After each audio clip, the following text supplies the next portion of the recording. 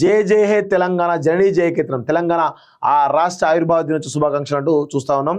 So మరుగున పడ్డ తెలంగాణ ఆకాంక్షలకు తిరిగి ప్రాణం పోస్తూ రాష్ట్ర భవిష్యత్తును పునర్నిర్మిస్తూ కవుల సేవలకు గౌరవం తెలంగాణ కవులకు ₹1 కోటి పురస్కారం అంటే కూడా చూస్తా ఉన్నాం కదా. సో ఇక్కడ దీని గురించి చాలా డీటెయిల్గా మనం మాట్లాడుకోవాల్సిన అవసరం అయితే ఉంది మిత్రులారా. ఎందుకంటే కవుల గురించి మాట్లాడుతూ ఉన్నారు కాబట్టి మనం కవులకు సంబంధించి ₹1 కోటి నజరానా ఇస్తూ ఉంది ఈ రాష్ట్ర ప్రభుత్వం. సో తర్వాత ఏం చేస్తూ ఉంది, 300 గజాల కొత్త ఇది ఫ్యూచర్ సిటీలో 300 గజాల ప్లేస్ ఇస్తూ ఉంది కదా. సో ఇక్కడ నేను కొన్ని లిస్టులు చదువుతా, దాని తర్వాత మనం చాలా డీటెయిల్గా మనం ముందుకు పోదాం దీని గురించి. ఇప్పుడు ఏం చేస్తూ ఉన్నారు కవులు, ఎవరెవరికి ఇస్తున్నారు? అందశ్రీ,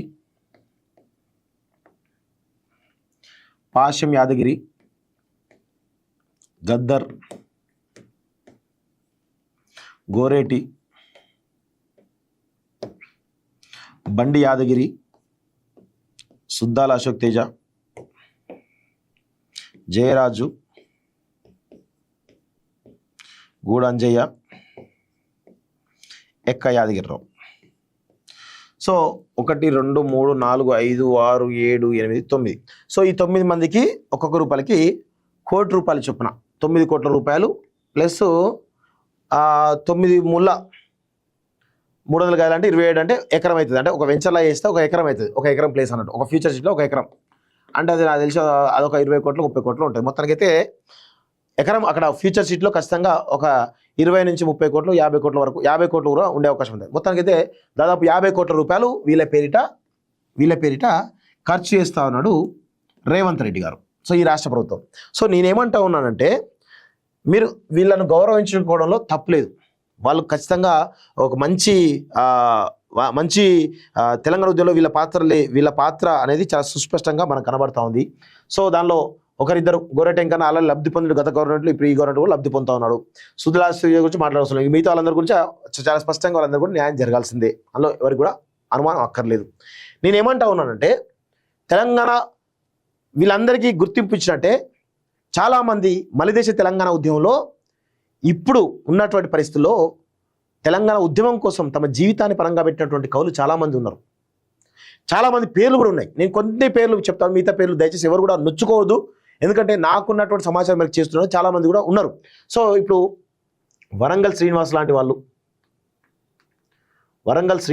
వాళ్ళు కానీ, మిట్టపల్లి లాంటి వాళ్ళు కానీ, అభినయ శ్రీనివాస్ లాంటి వాళ్ళు కానీ, దరువు ఎల్లన్న, దరువు అంజన్న, అంతటిలో నాగరాజు,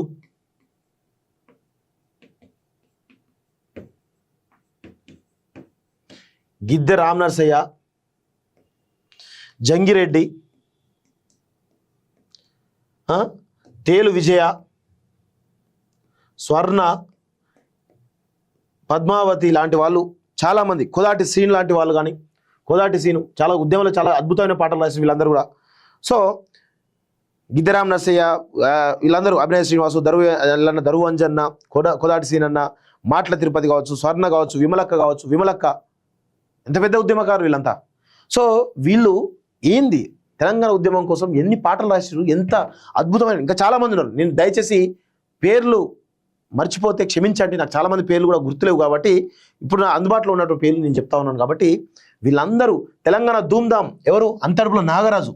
ఇప్పుడు ఈరోజు తెలంగాణ ధూమ్ధామ్ నాదే అని చెప్పేసి రసమై బాలకృష్ణ అంటాను కదా, అసలు రసమై బాలకృష్ణ సంబంధం లేదు.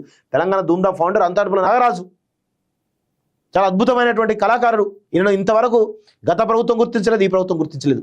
మిట్టపల్లి సురేందర్ తెలంగాణ ఉద్యమం కోసం ఎన్ని పాటలు రాసిండు. శివుడి మీద పాట ఎంతమందిని కదిలించింది.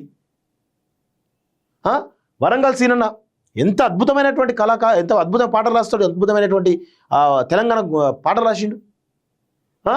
అభినయ శ్రీనివాస్ ఎంత అద్భుతమైన పాటలు. ఉస్మానియా యూనివర్సిటీలో ఉదయించిన కిరణం అనేటువంటి సాంగ్ రాసిండు, అది మొత్తం విద్యార్థి లోకాన్ని కదిలించింది. దరు ఎల్లన్న ఎంత సెంటిమెంట్తో రాసిన పాటలు ఉన్నాయి. దరు అంజన్న, గిద్దె రామనరసయ్య, జంగిరెడ్డి, తేలు విజయ, స్వర్ణ, కోదాటి సీనన్న వీళ్ళందరూ కాదా ఉద్యమకారులు? వీళ్ళకు దాదాపు 50 కోట్ల రూపాయలు కేటాయించి అన్ని కలిపితే 9 కోట్ల రూపాయలు నగదు, 1 ఎకరం భూమి. నేనేమంటా ఉన్నా అంటే ఇలాంటి వాళ్ళు ఒక 50 మందో 100 మందో ఉంటారు కళాకారులు, మెయిన్ కళాకారులు, ఉద్యమం కోసం భావజాల వ్యాప్తి కోసం పనిచేసిన వాళ్ళు. వీళ్ళందరికీ కూడా ఒక 25 లక్షల రూపాయలు లేకపోతే 10 లక్షల రూపాయలు ఒక నగదు ప్రకటించి కనీసం 150 గజాల ప్లేస్ ఇచ్చినా బాగుండు కదా, 150 గజాల ప్లేస్ ఇచ్చినా బాగుండు కదా. వీళ్ళందరికీ ఈ ప్రభుత్వం గుర్తించినట్టు కదా. అంటే వీళ్ళు ఉద్యమం చేయలేని కాదు, వీళ్ళు ఉద్యమం చేసిరు. వీళ్ళతో పాటు ఈ కళాకారులు కూడా తమ జీవితాలను పణంగా పెట్టిరు. ఇప్పుడు గోరటి వెంకన్న లాంటి వాళ్ళు కానీ లేకపోతే సుద్దాల అశోక్ తేజ లాంటి వాళ్ళు కానీ కొంతమేర వాళ్ళు బెనిఫిట్ అయ్యారు గత ప్రభుత్వంలో. సో ఈ ప్రభుత్వంలో కూడా అంటే వచ్చిన వాళ్ళకి అవకాశాలు వస్తూ ఉన్నాయి. సో నేను అదే అంటా ఉన్నాను, ఇలాంటి వాళ్ళని కూడా గుర్తించాలి. గుర్తిస్తే ఈ తెలంగాణ సమాజం హక్కున చేర్చుకుంటుంది. సో మీరు తెలంగాణ ఫ్లేవర్, తెలంగాణ అస్తిత్వాన్ని మీరు కాపాడుతున్నారని చెప్తున్నారు తప్ప సరి అయినటువంటి విధానం ఉండట్లేదు. నేను వీళ్ళను దయచేసి క్షమించాలి, వీళ్ళని చిన్న చూపేట ప్రయత్నం కాదు, కానీ ఇలాంటి వాళ్ళని కూడా గుర్తించాలి. చాలామంది ఇప్పుడు వరంగల్ సీనన్న లాంటి వాళ్ళు కానీ, మిట్టపల్లి లాంటి వాళ్ళు కానీ, దరువు ఎల్లన్న లాంటి వాళ్ళు కానీ, వీళ్ళందరూ ఇప్పుడు నేను చెప్పిన పేర్లు ఎవరైతే ఉన్నారో వీళ్ళందరూ కూడా ఆర్థికపరమైన ఇబ్బందులతో ఉన్నారు. ఎవరు కనీసం పట్టించుకునే పరిస్థితి లేదు. ఒక్కొక్కరు కనీసం వాళ్ళ ఇంట్లో ఉండడానికి సొంత ఇల్లు కూడా లేదు. మీరు ఒక 150 గజాల ప్లేస్ ఇస్తే 20 లక్షలతో ఇల్లు కట్టుకొని కనీసం వాళ్ళు ఉంటారు కదా, సొంత ఇంట్లో ఉంటారు కదా. ఇలా వీళ్ళు కాకుండా ఇంకా చాలామందిని గుర్తించాలి ఉద్యమకాలం. సో ఇది నేను చెప్పదలుచుకున్నాను మిత్రులారా. ఇది ఎందుకంటే ఈ ప్రభుత్వం ఆ తెలంగాణ అస్తిత్వాన్ని కేసీఆర్ ధ్వంసం చేసిందని మేము కాపాడుతున్నామని చెప్తున్నప్పుడు కూడా అది కేవలం కొంత మేర మాత్రమే తెలుస్తూ ఉంది తప్ప అసలు అస్తిత్వాన్ని వీళ్ళు కోల్పోతూ ఉన్నారు. అసలు అస్తిత్వాన్ని గుర్తించడం లేదు. ఏదో ప్రజలకు మాయమాట చెప్పే తీరుగా ఉంది తప్ప అసలైనటువంటి తెలంగాణ అస్తిత్వాన్ని వీళ్ళు కాపాడట్లేదు అనేది చాలా స్పష్టంగా గుర్తుపెట్టుకోవాల్సిన అవసరం అయితే ఉంది.